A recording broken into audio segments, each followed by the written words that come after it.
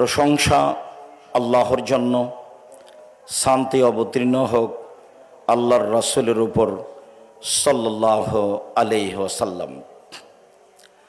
আজ জুমার খুতবায় সংক্ষিপ্ত সময়ে বক্তব্যের বিষয় যাকাত। যাকাত সম্পর্কে গুরুত্বপূর্ণ সংক্ষিপ্ত তথ্যবহুল বিবরণের চেষ্টা করব ইনশাআল্লাহুল আজিজ। সম্মানিত দিনী ভাই বোন, যাকাত শব্দের আবিধানিক অর্থ হল বৃদ্ধি করা, পবিত্র করা। শরীয়তের পরিভাষায় সম্পদ নিসাব পরিমাণ হলে সম্পদের যাকাত বের করে হকদারের নিকট পৌঁছিয়ে দেওয়া। ইসলাম যে 5টি ভিত্তির উপরে নির্ভর করে তার একটি হচ্ছে যাকাত এবং অতীব গুরুত্বপূর্ণ অংশ। এ ব্যাপারে আল্লাহ তাআলা বলেন, খুদ মিন আমওয়ালিহিম সাদাকাতান তুতাহিরুহুম ওয়া তুযাক্কিহিম বিহা। মুহাম্মদ সাল্লাল্লাহু আলাইহি সাল্লাম, আপনি মানুষের অর্থ সম্পদের যাকাত বের করে মানুষের অর্থ সম্পদ পবিত্র করুন। ওয়াসাল্লি আলাইহিম, আর মানুষ যারা যাকাত দিচ্ছে আপনি তাদের জন্য দোয়া করুন। নিশ্চয়ই আপনার দোয়া তাদের জন্য শান্তি প্রশান্তির মাধ্যম, তাদের অর্থ সম্পদে বরকতের মাধ্যম।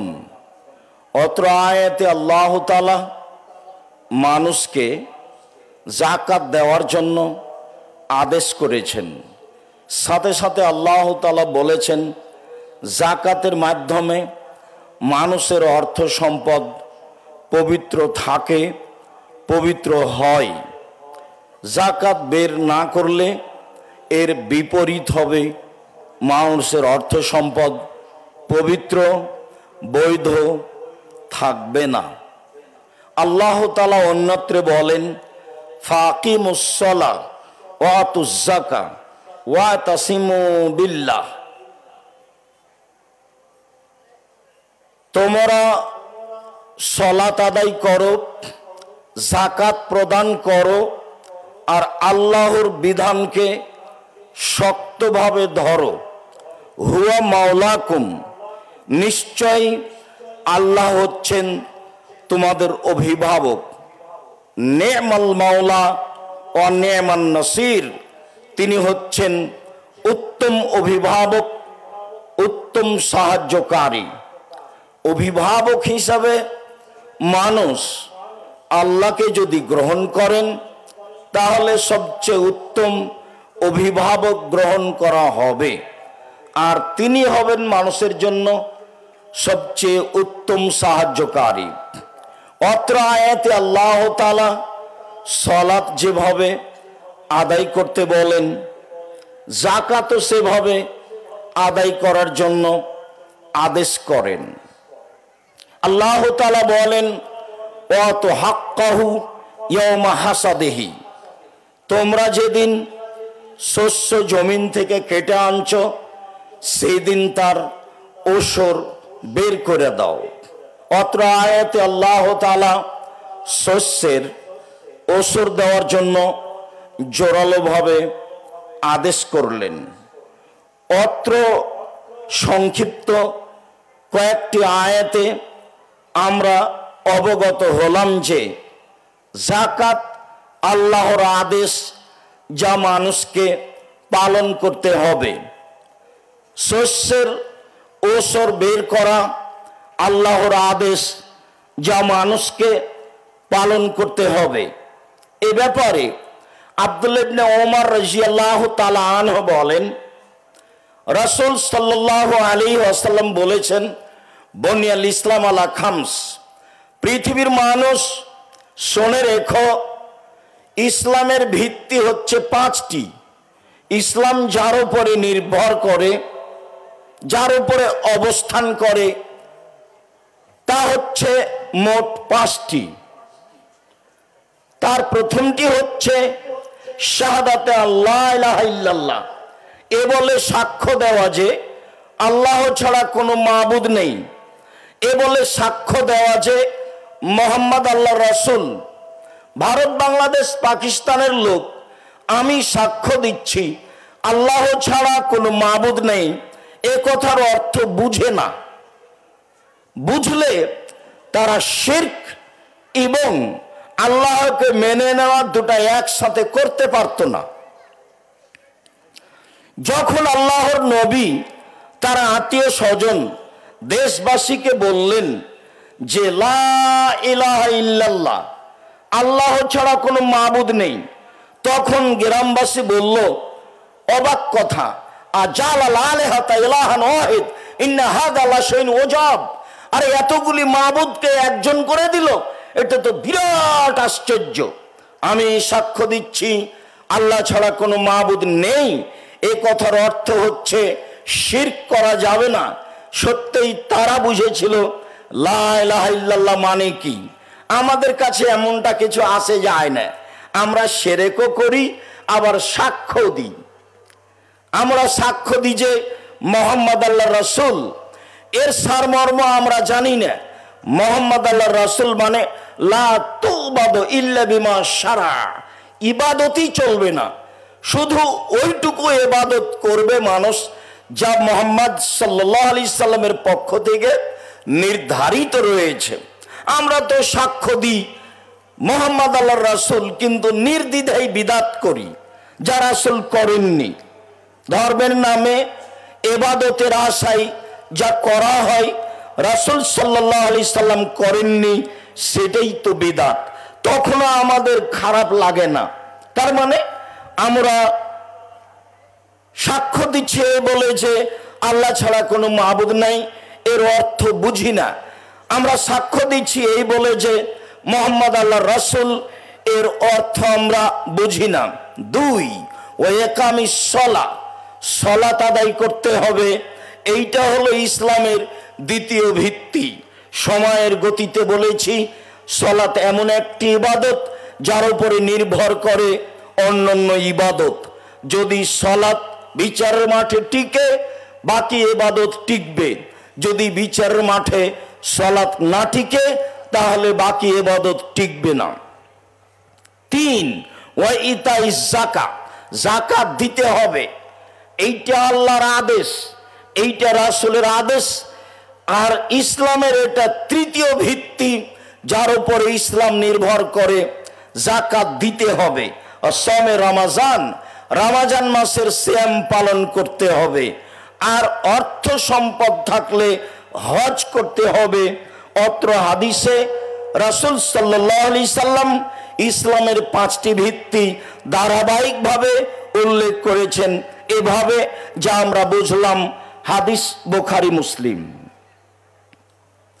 আব্দুল্লাহ ইবনে আব্বাস রাদিয়াল্লাহু তাআলা আনহু বলেন, বাসা রাসূলুল্লাহ সাল্লাল্লাহু আলাইহি সাল্লাম মুআযান ইলাল ইয়ামান, আল্লাহর নবী যেদিন মুআজ রাদিয়াল্লাহু তাআলা আনহুকে ইয়ামান দেশে পাঠালেন, তখন পাঠানোর সময় আল্লাহর নবী বললেন, মুআজ ইন্নাকা তাতি আহলা কিতাবিন, তুমি ইহুদি খ্রিস্টানদের নিকটে যাচ্ছ। ফাদুহুম, তুমি তাদের প্রথমে দাওয়াত দাও। তারা এ বলে সাক্ষ্য দিবে যে আল্লাহ ছাড়া কোনো মাবুদ নেই, তারা এ বলে সাক্ষ্য দিবে যে মোহাম্মদ আল্লাহ রাসূল। এটাই দাওয়াতের পদ্ধতি। শিরক মুক্ত জীবন হতে হবে, বিদআত মুক্ত জীবন হতে হবে। এটাই হলো দাওয়াতের প্রথম কাজ, প্রথম পদ্ধতি। মানুষের জীবন হতে হবে শিরক মুক্ত, মানুষের জীবন হতে হবে বিদআত মুক্ত। মুআজ ইবনে জাবাল, তুমি যখন ইয়ামান দেশে যাবা, তখন তোমার প্রথম কাজ মানুষের কাছে দাওয়াত দিবা। মানুষ এই বলে সাক্ষ্য দিবে যে আমি সাক্ষ্য দিচ্ছি আল্লাহ ছাড়া কোনো মাবুদ নেই। মানুষ এই বলে সাক্ষ্য দিবে যে মোহাম্মদ আল্লাহ রাসূল, আমি এটা মেনে নিলাম। ফাইনহুম আতাউ লিযালিক, তারা যদি তোমার এই প্রথম কথা মেনে নেয়, ফাআলিমহুম, তাহলে তুমি তাদের জানিয়ে দাও, তুমি তাদের বলে দাও, ইন্নাল্লাহ কাদ ফারাজা আলাইহিম খামসা সালাওয়াতিন ফিল ইয়াউমি ওয়াল লাইল, 24 ঘন্টায় আল্লাহ তাআলা 5 ওয়াক্ত সালাত ফরজ করেছেন। এটা দাওয়াতের দ্বিতীয় পদ্ধতি। মানুষের কর্মজীবনে দ্বিতীয় জরুরি কাজ হচ্ছে সালাত। প্রথমে সাক্ষ্য দিতে হবে, তারপরে দ্বিতীয় কাজ সালাত আদায় করতে হবে। মুআয ইবনে জাবাল, যখন তুমি দেখবে তোমার প্রথম দাওয়াত মেনে নিয়েছে, তখন তুমি মানুষকে বলবে 24 ঘন্টায় রাত দিনে 5 ওয়াক্ত সালাত আদায় করতে হবে। ফাইনহুমা তাউলে যালিক, তারা যদি তোমার এই কথা মেনে নেয় তাহলে বলে দাও, ইন্নাল্লাহ কাদ ফারাজা আলাইহিম সাদাকা তুখাযু মিন আগনিহিম ওয়া তুরাদ্দু আলা ফুকারাইহিম, তোমাদের প্রতি যাকাত ফরজ করা হয়েছে, ধনীদের নিকট থেকে যাকাত আদায় করা হবে, দরিদ্রদের মাঝে বন্টন করে দেওয়া হবে, নেওয়া হবে এক জায়গা থেকে, দেওয়া হবে আরেক জায়গায়, এই আদেশ তুমি করে দিবা জনগণের মাঝে। মুআয ইবনে জাবাল, আর একটি কথা মনে রেখো, মানুষের ভালো সম্পদ যাকাত হিসেবে নেওয়ার চেষ্টা করিও না। আর একটি কথা মনে রেখো মুআয ইবনে জাবাল, ওয়াইয়াকা দাওয়াতুল মাজলুম, মাজলুমের বদদুয়া থেকে বেঁচে থাকিও। কাজ করতে গিয়ে, দাওয়াত দিতে গিয়ে, যাকাত আদায় করতে গিয়ে নিজেকে জালেম প্রমাণ করো না। মনে রেখো, ইন্নাহু লাইসা বাইনাহু ওয়া বাইনাল হিজাব, যদি মাজলুম ব্যক্তি বদদুয়া করে তাহলে দোয়া কবুল হয়ে যাবে। অন্য হাদিসে এসেছে, ওয়ালাউ কানা কাফেরান, যদি মাজলুম ব্যক্তি কাফের হয় তবুও তার দোয়া কবুল হয়ে যাবে। অন্য হাদিসে এসেছে, ওয়ালাউ কানা জালেমান, মাজলুম ব্যক্তি ওয়ালাউ কানা কাফেরান ওয়ালাউ কানা ফাসেদান, যদি সে জালেম হয়, যদি সে কাফের হয়, অমুসলিম হয়, তবুও তার দোয়া বদদুয়া কবুল হয়ে যাবে। অতএব বদদুয়া থেকে সাবধান থেকো। রাসূল সাল্লাল্লাহু আলাইহি সাল্লাম মুআয ইবনে জাবালকে শেষে 2টি সতর্কবাণী পেশ করলেন। সম্মানিত দিনী ভাই বোন, অত্র আয়াত এবং হাদিসে বুঝছিলাম যাকাত ফরজ, যা আমাদের আদায় করতেই হবে। এবার চলেন বুঝি যাকাত দিলে কি ফলাফল পাওয়া যাবে। যাকাতের একটা ভালো ফলাফল রয়েছে, যাকে আমরা ফজিলত বলতে পারি। মহান আল্লাহ বলেন, ইন্নাল্লাযীনা আমানু ওয়া আমিলুস সালিহাত ওয়া আকামুস সালাতা ওয়া আতাউয যাকাত, নিশ্চয় যারা ঈমান এনেছে, সৎ আমল করেছে, সালাত আদায় করেছে, যাকাত প্রদান করেছে, লাহুম আজরুন ইনদা রাব্বিহিম, তাদের জন্য প্রতিদান রয়েছে তাদের প্রতিপালকের নিকটে। ওয়ালা খাউফুন আলাইহিম ওয়ালা হুম ইয়াহজানুন, তাদের কোনো আশঙ্কা থাকবে না বিচারের মাঠে, কি হতে পারে, কি হবে, এরকম কোনো আশঙ্কা থাকবে না। বিচারের মাঠে তাদের কোনো চিন্তা থাকবে না। পৃথিবীর মানুষ শুনে রেখো, যারা সালাত আদায় করে, যারা যাকাত প্রদান করে, তাদের জন্য আল্লাহর নিকটে প্রতিদান রয়েছে, যা তিনি বিচারের মাঠে দিবেন। তাতে থাকবে না কোনো আশঙ্কা, থাকবে না তাদের কোনো ভয়, থাকবে না তাদের কোনো দুশ্চিন্তা। অত্র আয়াতে যাকাতের একটা গুরুত্বপূর্ণ ফলাফল পাওয়া যায়। আল্লাহ তাআলা অন্যত্র বলেন, ওয়াল্লাযীনা হুম লিয-যাকাতি ফাইলুন, পৃথিবীতে যারা যাকাত আদায় করে তাদের জন্য আল্লাহ তাআলা বলেন, আল্লাযীনা ইয়ারসুনাল ফিরদাউসা ওয়া হুম ফিহা খালিদুন, যারা যাকাত আদায় করে তারা জান্নাতুল ফেরদাউস পাবে। অত্র আয়াতে আরো অন্য আমলের কথা রয়েছে, সাথে সাথে এটাও রয়েছে যে যারা যাকাত আদায় করে, যারা যাকাত আদায় করে তাদের জন্য জান্নাতুল ফেরদাউস রয়েছে, সেখানে তারা চিরদিন থাকবে। অত্র আয়াতে যাকাতের একটা ফলাফল পাওয়া যায়, নেকি, ফজিলত। আল্লাহ তাআলা অন্য জায়গাতে বলেন, ওয়াল মুকিমিনাস সালাহ ওয়াল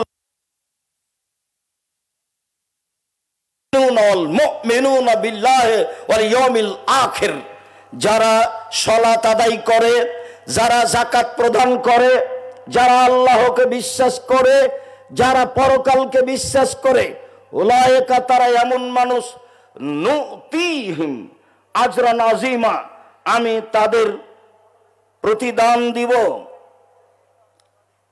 আমি তাদের প্রতিদান দিব, অবশ্যই আমি তাদের প্রতিদান দিব, তারা যে সব প্রতিদানের হকদার। সম্মানিত দিনী ভাই বোন, অত্র আয়াতগুলিতে যাকাতের একটা ফলাফল বুঝছিলাম যে যাকাত দিলে জান্নাতুল ফেরদাউস পাওয়া যাবে, যাকাত দিলে বিচারের মাঠে কোনো দুশ্চিন্তা থাকবে না, যাকাত দিলে বিচারের মাঠে কোনো ভয় ভীতি আশঙ্কা থাকবে না, যাকাত দিলে আল্লাহ তাআলা বিচারের মাঠে প্রতিদান দিবেন। অনুরূপী কথা রাসূল সাল্লাল্লাহু আলাইহি সাল্লাম বলেছেন। আবু হুরায়রা রাদিয়াল্লাহু তাআলা আনহু বলেন, জাল আরাবিয়্য আন-নবী সাল্লাল্লাহু আলাইহি সাল্লাম, একজন পল্লীর বেদুইন গাঁওর অশিক্ষিত মানুষ রাসূলের নিকটে আসলো, এসে বলল, দুল্লানি আলা আমালিন এই যে আমেল তহু দাখালতুল জান্নাতা, আল্লাহর নবী আপনি একটা আমলের কথা বলেন যে আমল করলে আমি জান্নাতে চলে যাব। পল্লীর অশিক্ষিত মানুষ রাসূলের নিকটে এসে এই দাবি জানালো, আল্লাহর নবী আমার একটা আমলের কথা বলেন যে আমল করলে আমি জান্নাতে চলে যাব। তার কথার উত্তরে আল্লাহর নবী বললেন, শোনো, তাবুদুল্লাহ, তুমি আল্লাহর ইবাদত করো, ওয়ালা তুশরিকু বিহি শাইআ, আল্লাহর সাথে বিন্দুমাত্র শরীক করো না, ওয়াতুকিমুস সালাহ, সালাত আদায় করো, ওয়াতুতিস যাকাত, তুমি যাকাত প্রদান করো, ওয়াতাসুমু রমাজান, রমজান মাসের সিয়াম পালন করো। এই পর্যন্ত বলতে লোকটি বলছে, ওয়াল্লাযী নাফসি বিয়াদিহি, আল্লাহর কসম, আল্লাহর কসম করে বলছি, লা আযিদু আলা হাযা শাইয়ান ওয়ালা আনকুসু মিনহু, আল্লাহর কসম আপনি যা বললেন তার চেয়ে কমও করব না, তার চেয়ে বেশিও করব না, আল্লাহর কসম আপনি যা বললেন তার চেয়ে কমও করব না, তার চেয়ে বেশিও করব না। সুম্মা ওয়াল্লাহ, তারপর লোকটি চলে যাচ্ছে, কথা শেষ। দাবি করলো এই আমলের কথা, আল্লাহর নবী যা বললেন, এইবার কাঁধে করে কথা নিয়ে চলে যাচ্ছেন। আল্লাহ রাসূল বললেন, শোনো, মান সাররাহু ইয়ানজুরু ইলা রাজুলিন মিন আহলিল জান্নাহ ফালিয়ানজুর ইলা হাযা, তোমাদের কেউ যদি জান্নাতি ব্যক্তিকে দেখতে চায়, দেখো দেখো দেখো, তোমাদের কোন ব্যক্তি যদি জান্নাতি ব্যক্তিকে দেখতে চাই তাহলে দেখে নিতে পারে এই লোকটা জান্নাতে যাবে। সেখানে নফল সালাতের কথা নেই, সেখানে তাহাজ্জুদের কথা নেই, সেখানে তার জোর দাবি, আমি এর কমও করব না, আমি এর বেশিও করব না, আল্লাহর কসম করে বলছি, আল্লাহর শপথ করে বলছি, আমি এর এর কমও করব না, আমি এর বেশিও করব না। আমলে সে কত দৃঢ় ব্যক্তি! পল্লীর অশিক্ষিত মানুষ এই দৃঢ়তা পেশ করে রাসূলের নিকট থেকে চলে যাচ্ছে যখন, তখন আল্লাহর নবী বললেন, শোনো সঙ্গী সাথী, কেউ যদি জান্নাতীকে দেখতে চাই তাহলে দেখে নিতে পারে এই লোকটা জান্নাতে যাবে। আমর ইবনুল মুররা আল জোহানি, শেখ জোহানি পাশে আছেন, জোহানি বংশের একজন ব্যক্তি, জোহাইনা কাবিলার এক ব্যক্তি আমর ইবনুল মুররা এসে বলছেন, আল্লাহর নবী ওই লোকের ব্যাপারে কি বলতে চান যে ব্যক্তি আকামাস সালাত আদায় করে, ওয়াতাজ যাকাত পালন করে, ও সামা রমাজানা, রমজান মাসের সিয়াম পালন করে, এমন ব্যক্তির ব্যাপারে আপনি কি বলতে চান? তখন রাসূল সাল্লাল্লাহু আলাইহি সাল্লাম বললেন, হুয়া কানা মিন শুহাদায়ে সিদ্দিকিন, এমন ব্যক্তি শহীদদের সাথে থাকবে, এমন ব্যক্তি সিদ্দিকদের সত্যবাদীদের সাথে থাকবে। যারা 5 ওয়াক্ত সালাত আদায় করে, যাকাত প্রদান করে, রমজান মাসে সিয়াম পালন করে, এমন ব্যক্তি বিচারের মাঠে শহীদদের সাথে থাকবে, সিদ্দিকদের সাথে থাকবে। এ কথা রাসূল সাল্লাল্লাহু আলাইহি ওয়াসাল্লাম তাকে বললেন। জাবের রাদিয়াল্লাহু তাআলা আনহু বলেন, একজন লোক এসে আল্লাহ রাসূলের দরবারে বলল, আল্লাহর নবী, আরাইতা ইন আদ্দার রাজুলু যাকাতা মালিহি, মানুষ যদি তার যাকাতের, তার সম্পদের যাকাত দিয়ে দেয় তাহলে সে লোকটা কেমন, তার অর্থ সম্পদ কেমন থাকবে? তখন আল্লাহর নবী বললেন, শোনো, ইন আদ্দার রাজুলু যাকাতা মালিহি আযহাবাল্লাহু আনহু শাররাহু, তাহলে যে অর্থ সম্পদের মধ্যে যে ক্ষতি রয়েছে, বিপদ রয়েছে, আল্লাহ সেইগুলিকে দূর করে দিবেন।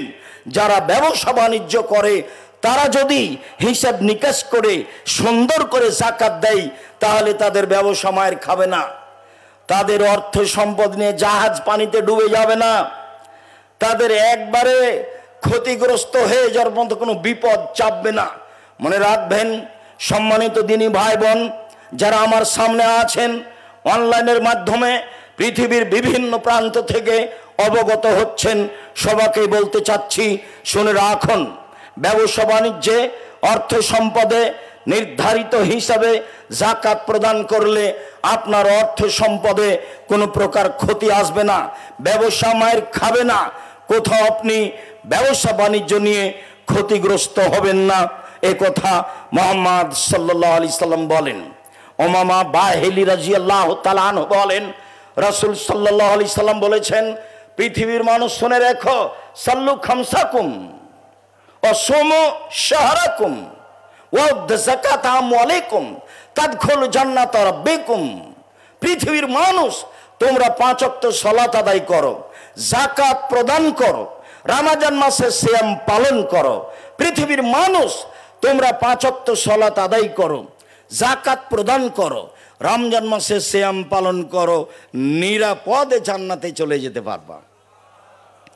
সম্মানিত দিনী ভাই বোন, আমরা অবগত হচ্ছিলাম যাকাতের ফলাফল। আল্লাহ তুমি আমাদের বুঝে আমল করার তৌফিক দান করো। আল্লাহুম্মা সাল্লি আলাইহি, আল্লাহুম্মা বারিক আলাইহি।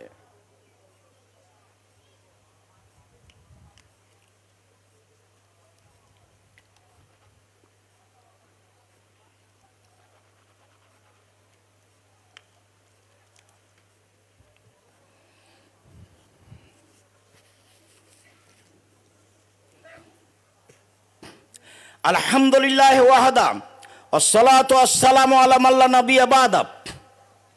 সম্মানিত দিনী ভাই বোন, আমরা অবগত হচ্ছিলাম যাকাত দিতেই হবে।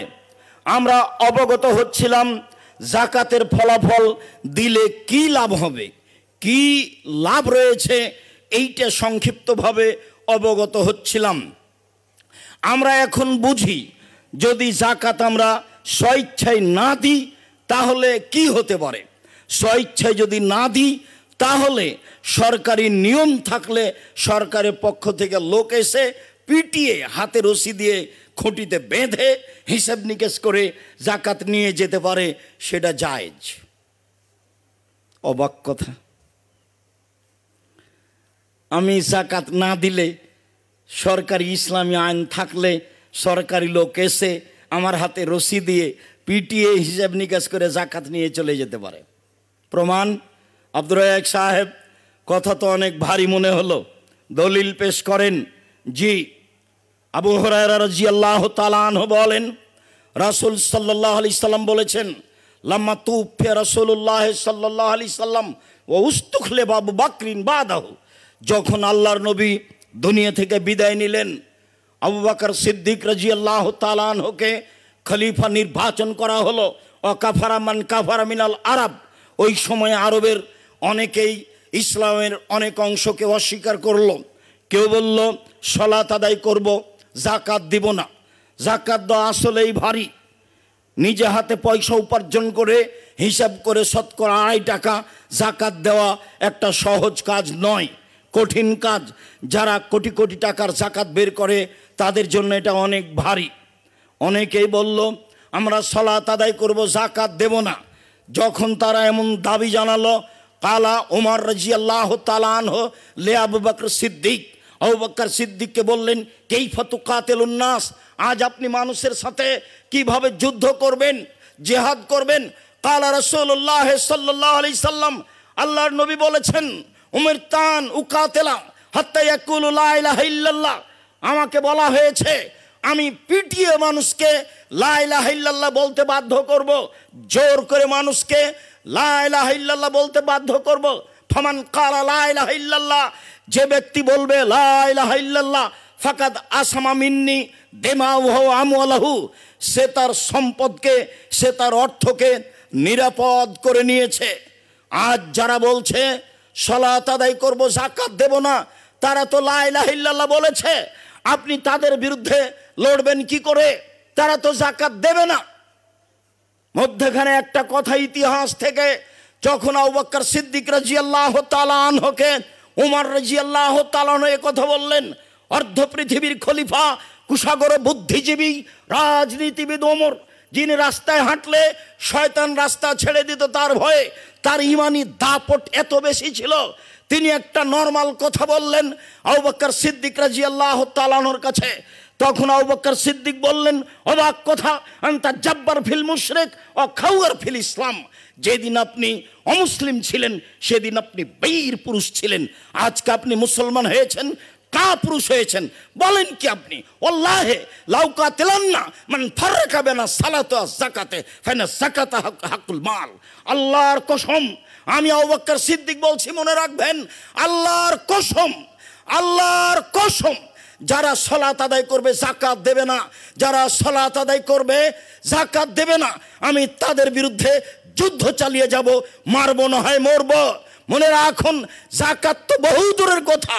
ওলাউ আল্লাহে ওলাউ মানাউনি আনাকান কানু ইয়াদুনা ইলা রাসূলিল্লাহ সাল্লাল্লাহু আলাইহি সাল্লাম লা কাতালতুহুম আলা মানিহা। রাসূলের যুগে গরু যাকাত দিতে এসে গরু দিয়েছে, রশি দেয়নি। রাসূলের যুগে ধান ওসর দিতে এসে ধান দিয়েছে, বস্তাও দিয়েছে। রাসূলের যুগে গরুও দিয়েছে, রশিও দিয়েছে, ধান দিয়েছে, বস্তাও দিয়েছে। আমি আবু বকর সিদ্দিক এখন খলিফা, আমার যুগে যদি গরু দেয়, রশি না দেয়, ধান দেয়, বস্তা না দেয়, গরু তো বহু দূরের কথা, ধান তো বহু দূরের কথা, রশি এবং বস্তার জন্য যুদ্ধ চালিয়ে যাব, মারবো না হয় মরবো, পিটিয়ে রশি আদায় করব। রাসূলের যুগে যাকাতের যা নিয়ম ছিল তাই থাকবে। আমি আবু বকর সিদ্দিক জাতির সামনে ঘোষণা দিলাম। এই কথা আবু বকর সিদ্দিক রাদিয়াল্লাহু তাআলা বললেন ওমর রাদিয়াল্লাহু তাআলার সামনে। অর্ধ পৃথিবীর খলিফা, কুশাগর বুদ্ধিজীবী, রাজনীতিবিদ ওমর, যাকে শয়তান ভয় করত, রাস্তা থেকে সরে যেত, তিনি যখন এই কথা বললেন, আবু বকর সিদ্দিক তার সামনে এই কথা বললেন। হাদিস বুখারী মুসলিম, বিচার করেন তো দেখি ইমানি জোশ কার কত বেশি। এবার আপনি ফয়সালা করেন, পিটিয়ে যাকাত নেওয়া হবে কি না। কোনো পথ নেই, তাকে যাকাত দিতেই হবে। সম্মানিত দিনী ভাই বোন, বুঝলাম স্বেচ্ছায় যাকাত দিতে হবে, বুঝলাম স্বেচ্ছায় যাকাত দিলাম না, পিটিয়ে যাকাত নেওয়া হবে। স্বেচ্ছায়ও দিলাম না, পিটিয়ে নেওয়া হলো না, তাহলে কি হবে? আবু হুরায়রা রাদিয়াল্লাহু তাআলা আনহু বলেন, রাসূল সাল্লাল্লাহু আলাইহি সাল্লাম বলেছেন, মা মানা কওমুনা যাকাতা ইল্লা ইবতালাহুমুল্লাহু তাআলা বিসসিনিন। মনে রাখো, পৃথিবীর মানুষ যদি স্বেচ্ছায় যাকাত না দেয়, যাকাতের প্রচলন না রাখে, তাদের উপরে আল্লাহর পক্ষ থেকে দুর্ভিক্ষ, অনাবৃষ্টি, গজব অবতীর্ণ হবে, গজব নাযিল হবে। সময়ে সময়ে আমাদের উপরে বিপদ আসছে, ভূমিকম্প আসছে, সমস্যা নেমে আসছে, অনাবৃষ্টি আসছে, এই কারণেই যে মানুষ তার অর্থ সম্পদের যাকাত বের করে না। আবু হুরায়রা রাদিয়াল্লাহু তাআলা আনহু বলেন, রাসূল সাল্লাল্লাহু আলাইহি সাল্লাম বলেছেন, মা মানা কওমুনা যাকাতা ইল্লা হাবাসা আনহুমাল কাতারা। কেউ যদি যাকাত না দেয়, তাদের উপরে বৃষ্টি বন্ধ হয়ে যাবে, মানে দুর্ভিক্ষ নেমে আসবে, মানে সমস্যা নেমে আসবে, সর্ব ধরনের সমস্যা জাতির সামনে আসবে যখন মানুষ ওসর যাকাত দেবে না।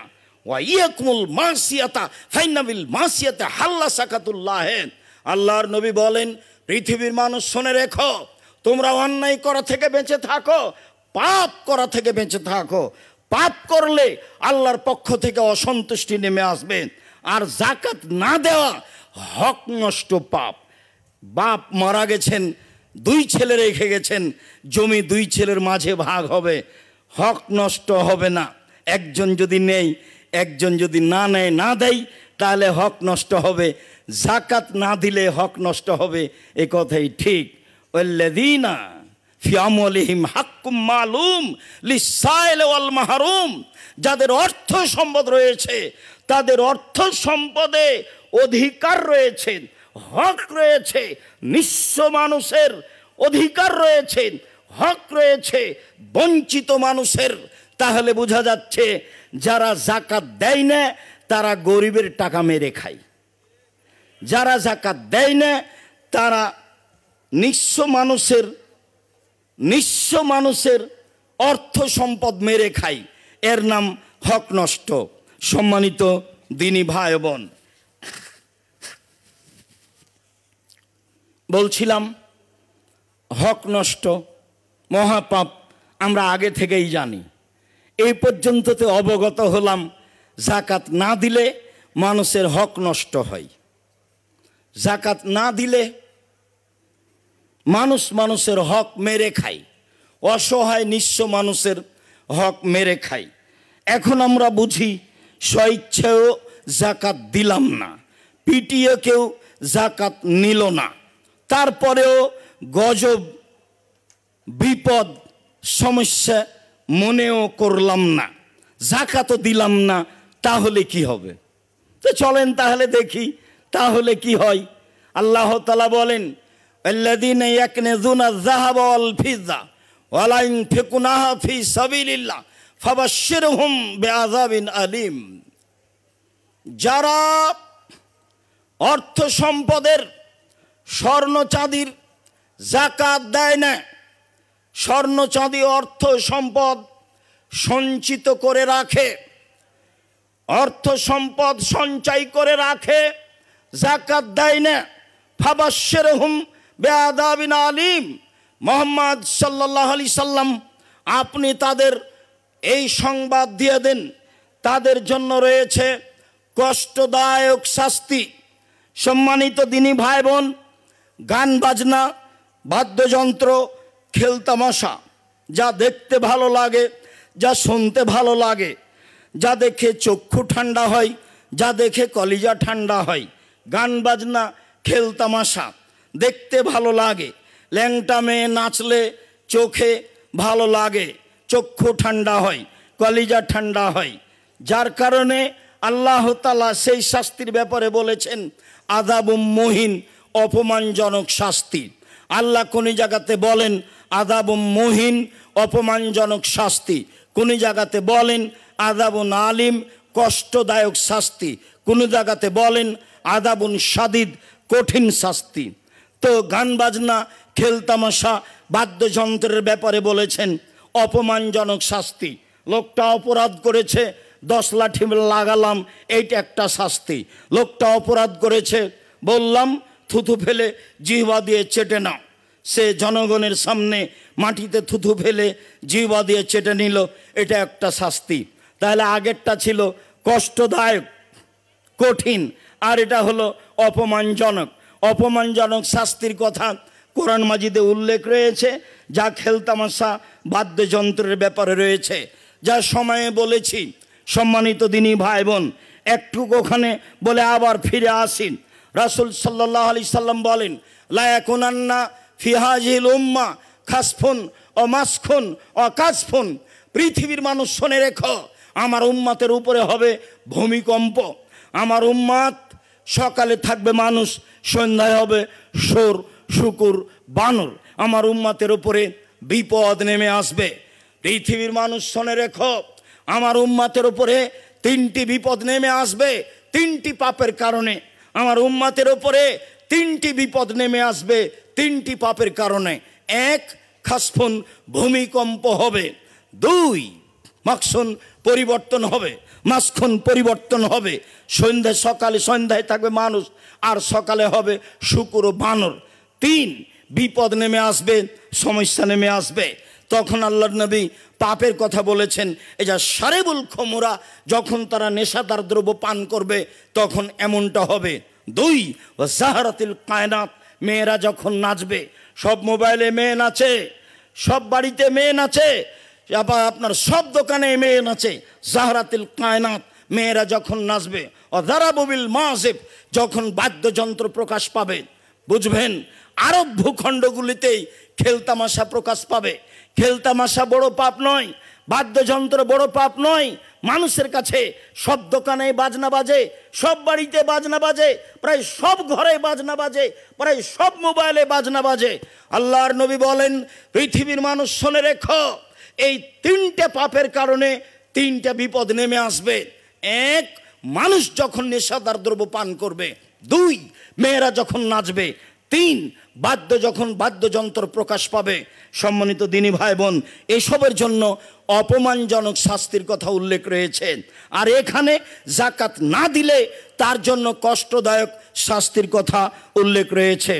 এরপরে আল্লাহ তাআলা বলেন, হাজা মা কানাস্তুম লিআনফুসিকুম, এই যে নিজের জন্য সম্পদ সঞ্চিত করে রেখেছিলে, যাকাত দাওনি, ফাজুকু মা কুনতুম তাকনিজুন, একটু স্বাদ আস্বাদন করো না।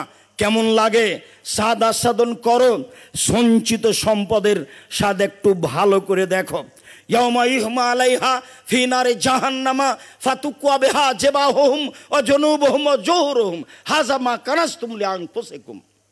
সেদিন তার অর্থ সম্পদ স্বর্ণ চাঁদিকে জাহান্নামের আগুনে গরম করে উত্তপ্ত করে তার কপালে, তার পিঠে, তার পার্শ্বদেশে দাগ দেওয়া হবে, ছেঁক দেওয়া হবে, আর বলা হবে এই নে দেখো না সঞ্চিত সম্পদের স্বাদ কেমন লাগে, একটু বুঝো না একটু কেমন লাগে সঞ্চিত সম্পদের স্বাদ।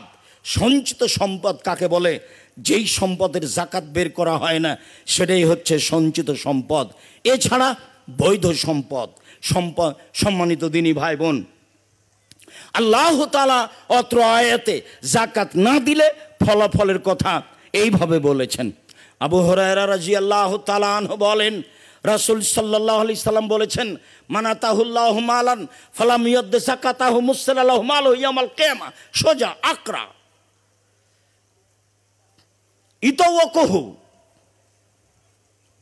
আল্লাহু যাবিবাতান ওয়া ইয়াহজমু লাহজাতামে হিয়ানে সিদকায়ে ওয়া ইয়াকুলানা মালক আনা কানজুক।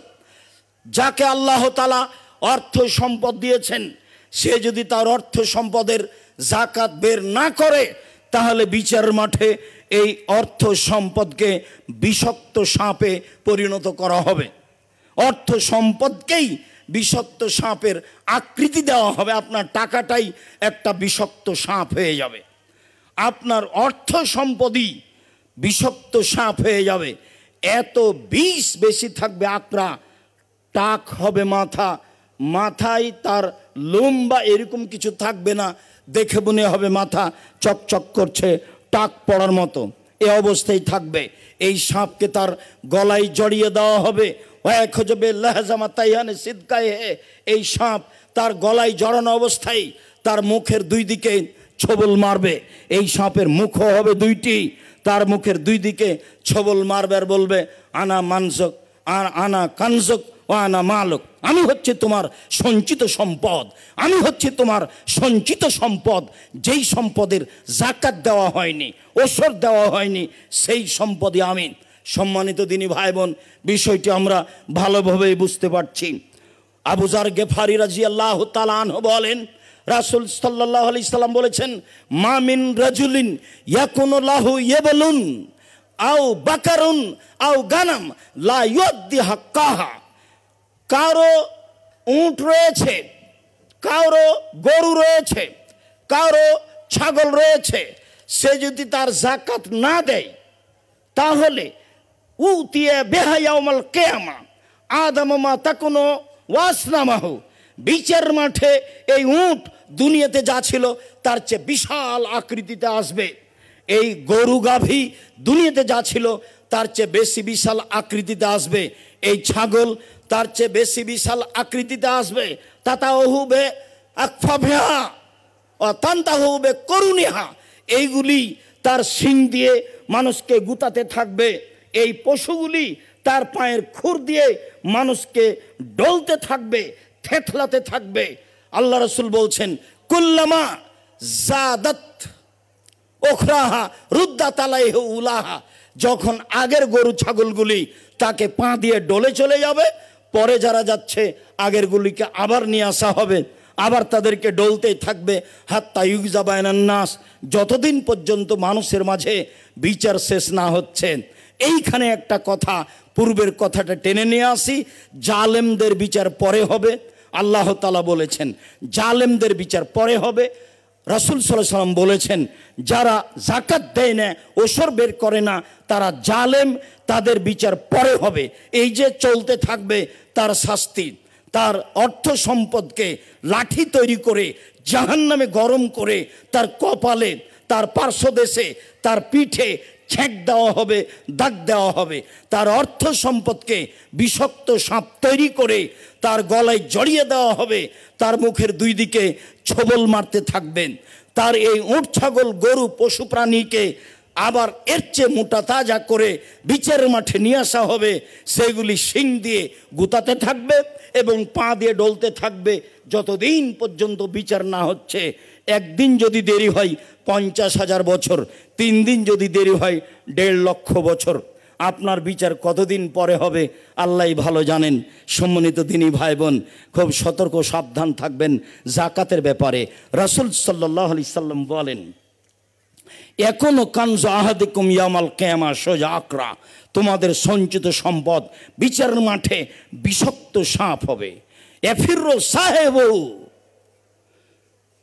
ওহ ইয়াতলুবুহু, যে যাকাতের মালিক সেই সাপ দেখে দৌড়াতে থাকবে, সাপ তার পিছে ধাওয়া করতে থাকবে। মালিক আগে আগে দৌড়াবে, তার সম্পদ সাপের আকৃতিতে তাকে পিছে থেকে ধাওয়া করে ধরার জন্য যাবে। মনে রাখবেন মানুষের শেষ কথা কি জানেন? শেষটাও হাত দিয়ে নিজেকে বাঁচাতে চাই। গাড়ি বাস যদি আপনার গায়ে আঘাত লাগে তাহলে আপনি তাৎক্ষণিক হাতখান বাড়িয়ে দিবেন নিজেকে বাঁচার জন্য, অথচ তা সম্ভব নয়। বিচারের মাঠে মানুষকে পিছন দিকে হাত বেঁধে জাহান্নামে নিয়ে যাওয়া হবে। খুজু হো ফাগুল্লু সুমাল জাহিমা সাল্লু হো, এদের ধরো, এদের শিকলবন্দি করো, এদের হাত বেঁধে জাহান্নামে নিয়ে যাও। কেন? ওই সময়তে হাত দিয়ে জাহান্নাম থেকে নিজেকে বাঁচানোর চেষ্টা করবে। মানুষের নিজের শক্তিতে হাতকে অস্ত্র হিসেবে ব্যবহার করার চেষ্টা করবে। দৌড়াতে দৌড়াতে যখন শেষ, তখন নিজের হাত দিয়ে সাপকে ঠেকানোর চেষ্টা করবে, তখনই তার হাত দুটি সাপের মুখে ঢুকে যাবে। এই কথা রাসূল সাল্লাল্লাহু আলাইহি সাল্লাম বলেন। সম্মানিত দিনী ভাই বোন, আমি আপনাদেরকে জরুরিভাবে অনুরোধ জানাচ্ছি যে অবশ্যই যাকাতের ব্যাপারে সোচ্চার থাকবেন, হিসাব নিকাশ করে যাকাত দিয়ে দিবেন। 25টি উট হলে 1টি গরু যাকাত দিতে হয়, 30টি গরু হলে 1টি গরু যাকাত দিতে হয়, 40টি ছাগল হলে 1টি ছাগল যাকাত দিতে হয়, 7.5 ভরি স্বর্ণ হলে 20 ভাগের 1 ভাগ হিসাব করে বিক্রি মূল্য যাকাত দিতে হয়, 52.5 তোলা রূপা হলে বিক্রি মূল্য হিসাব করে শতকরা 2.5 টাকা যাকাত দিতে হয়। আর 18 মণ 30 কেজি শস্য হলে 20 ভাগের 1 ভাগ শস্য ওসর দিতে হয়। 18 মণ 30 কেজি শস্য হলে 20 ভাগের 1 ভাগ শস্য ওসর দিতে হয়। উল্লেখ্য যে ব্যাংকের টাকা, নিজের সঞ্চিত টাকা, ডিপিএস খোলা টাকা, কর্জ দেওয়ার টাকা পাওয়া যাবে। সব টাকা জমা করে স্বর্ণের হিসাবে 7.5 ভরি স্বর্ণ সমমূল্য টাকা হলে শতকরা 2.5 টাকা যাকাত দিতে হবে। বা রূপার হিসাবে 52.5 তোলা রূপার সমমূল্য টাকা হলে শতকরা 2.5 টাকা যাকাত দিতে হবে। স্বর্ণ হিসাবে 75 থেকে 1 লাখ টাকা 1 বছর থাকলে শতকরা 2.5 টাকা যাকাত দিতে হবে। স্বর্ণ হিসাবে 3.5 লাখ টাকা জমা থাকলে, সারা বছর থাকলে শতকরা 2.5 টাকা যাকাত দিতে হবে। মর্মে সকল দিনী ভাই বোনকে যাকাত বের করার জন্য আন্তরিকভাবে অনুরোধ জানাচ্ছি। আরও অনুরোধ জানাচ্ছি যে অবশ্যই জুমার সালাতের পরে স্ব স্থানে বসে থাকবেন। আপনাদের প্রাণের প্রতিষ্ঠান জামিয়া সালাফিয়া, আপনাদের অন্তরের প্রতিষ্ঠান জামিয়া সালাফিয়া, যে জামিয়া সালাফিয়া কোনো বৃত্তশালী দিয়ে চলে না, যে জামিয়া সালাফিয়া কোনো বৈদেশিক সহযোগী দিয়ে চলে না, যে জামিয়া সালাফিয়া কোনো সরকারি অনুদান দিয়ে চলে না। আপনারাই নিজেরাই যার যতটুকু সম্ভব সহজ হয় দান করে থাকেন আল্লাহকে সন্তুষ্ট করার জন্য। সালামের পরে ছেলেরা আপনাদের কাছে যাবে, মন ভরে যার যতটুকু সহজ সম্ভব তারা দান করবেন। অবশ্যই কেউ খালি হাতে ফিরবেন না। আল্লাহ নবী বলেছেন লিয়াদুল উলিয়া খায়রুম মিনাদি সুফলা, দেওয়া হাত ভালো নেওয়া হাতের চেয়ে। মর্মে সলাতের পরে দাঁড়িয়ে না গিয়ে ছেলেরা আপনাদের কাছে যাবে, আপনারা ভালো অবস্থায় থাকবেন। দান করার পরে শান্ত শিষ্ট পরিবেশে আবারও আপনাদের সামনে দু একটি কথা বলবো ইনশাআল্লাহ। দু একটি কথা বলার পরে আমি আমার বাকি কথা বলার চেষ্টা করব। সম্মানিত দিনী ভাই বোন, আজকের মতো আমরা এই পর্যন্ত জুমার আলোচনা করে আপনাদেরকে পরবর্তী আলোচনায় উপস্থিত থাকার জন্য অনুরোধ জানাচ্ছি। ধর্মমন্ত্রী রাস্তায় চলে এসেছেন কাছাকাছি, আর পাকিস্তানি মেহমান মনে হয় স্টেজে আপনারা আঁচ করছেন। সম্মানিত দিনী ভাই বোন, আমিও চাই আল্লাহ তুমি সালাফি কনফারেন্সকে কবুল করো। দেশ বিদেশের আলেম ওলামার মাধ্যমে আমাদের কাছে দিন পৌঁছে তুমি ভালোভাবে আমল করার তৌফিক দান করো। জামিয়া সালাফের উপরে ভালোবাসা দাও, জামিয়া সালাফেকে কবুল করো, যাতে করে এটা কিয়ামত পর্যন্ত বহাল থাকে, যা দিয়ে আল্লাহ তোমাকে চিনবে, তোমাকে জানবে, তোমাকে মানবে। সম্মানিত দিনী ভাই বোন, আমি আপনাদেরকে জামিয়া সালাফের প্রতি ভালোবাসার জোরালোভাবে আগ্রহ অনুরোধ জানিয়ে আমি আমার আলোচনা এখানেই শেষ করতে যাচ্ছি। সম্মানিত দিনী ভাই বোন, বাকি কথা জুমার পরে হবে। যদিও আমাদের ধর্ম উপদেষ্টা রাস্তায় কাছাকাছি, কিন্তু আমরা আলোচনার এক পর্যায়ে চলে এসেছি। কাজে আপাতত এখানে শেষ করি, পরবর্তীতে আমরা আবারও কথা বলবো ইনশাআল্লাহ। আল্লাহ আমাদের যারা মারা গেছে তুমি তাদের কবরের শাস্তি মাফ করো। আমরা যারা অসুস্থ তুমি তাদের আরোগ্য দান করো। আমরা যারা বেঁচে আছি তুমি তাদেরকে তোমার রাসূলের পদ্ধতি অনুযায়ী চলার তৌফিক দান করো। আল্লাহ যারা মারা গেছে তুমি তাদের কবরকে প্রশস্ত করো, তুমি তাদের কবরকে আলোকিত করো, তারা যেন কবরে নিরাপদে থাকে। এই প্রতিষ্ঠানের সাথে যত মানুষ জড়িত ছিল চলে গেছে, তুমি তাদের মাফ করো। বিশেষভাবে ডাক্তার আব্দুল সুবহান চলে গেছেন, তুমি তার কবরের শাস্তি মাফ করো, তুমি তার কবরকে প্রশস্ত করো, তুমি তার কবরকে আলোকিত করো। বিশেষভাবে গুলজার মাস্টার এলাকার সুপরিচিত মানুষ, জামিয়া সালাফের খুব প্রাণের হিতাকাঙ্ক্ষী ছিলেন। আল্লাহ তুমি তার কবরের শাস্তি মাফ করো, তুমি তার কবরকে প্রশস্ত করো, তুমি তার কবরকে আলোকিত করো। বিশেষভাবে আব্দুল মওদুদ, ওদু আর মধু, তারা দুই ভাই, তারাই এই মসজিদের জন্য, যে মসজিদ পাশে দেখছেন বিশাল আকৃতিতে মসজিদ তৈরি হতে যাচ্ছেন, এই মসজিদে তারাই প্রথমে জমি বিক্রি করেছে। আমি দানের কথা বলি না, বিক্রি না করলে তো আপনি করতে পারতেন না, এটাকে আমি অনেক বড় মনে করি, যার কারণে বলি তারা চলে গেছে। আল্লাহ তুমি তাদের কবরের শাস্তি মাফ করো, তুমি তার কবরকে প্রশস্ত করো, তুমি তাদের কবরকে আলোকিত করো। সাথে সাথে এতটা অঞ্চলের লোকজন, বীরহাটাবের লোকজন, যারা যেভাবে এই প্রতিষ্ঠানে সময় দিয়েছে, শ্রম দিয়েছে, কবরে চলে গেছে, তুমি তাদের কবরের শাস্তি মাফ করো, তুমি তাদের কবর আলোকিত করো, তুমি তাদের কবর প্রশস্ত করো। যার সাথে আমরা আছি, যারা আছি, তুমি তাদের পথঘাট সহজ করে দাও। আল্লাহ তোমার দরবারে এই জোরালো দাওয়া দোয়া রেখে আজকের জুমার খুতবা এখানেই শেষ করলাম। আল্লাহুম্মা সাল্লি আলাইহি, আল্লাহুম্মা বারিক আলাইহি। আসসালামু আলাইকুম ওয়া রাহমাতুল্লাহ।